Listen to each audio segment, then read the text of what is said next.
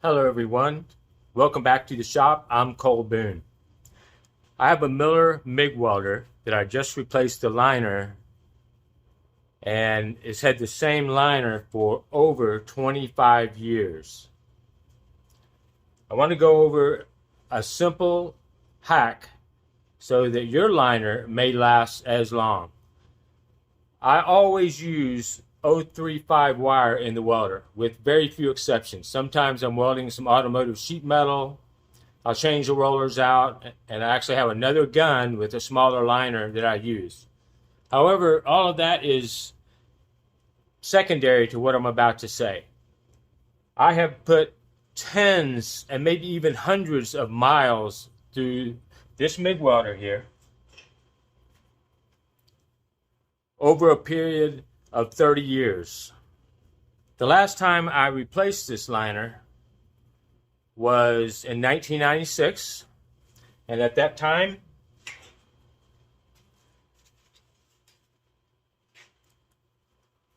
I pulled the old liner out because it was getting gummed up and dusty, and it just had a lot of friction, and it was time.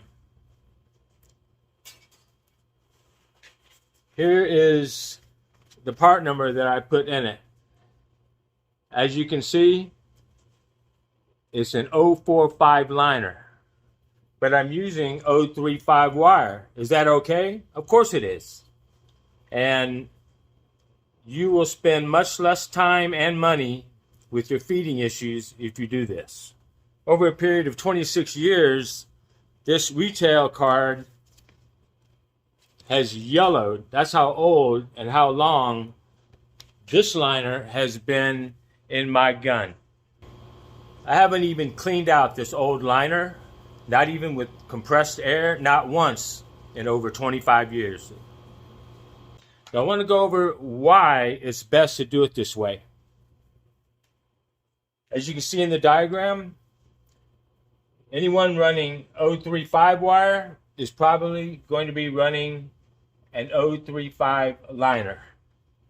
That's fine for a while, but you don't have a whole lot of gap in here for dust and gunk and whatever lubricant you're using on your wire wiper. It all builds up over time, but it builds up much quicker when you have a very narrow gap as shown in this part of the diagram.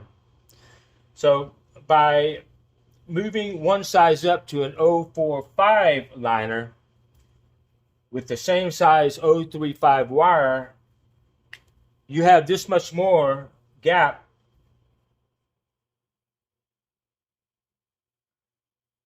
before you start getting friction from this gap being full of debris and whatnot.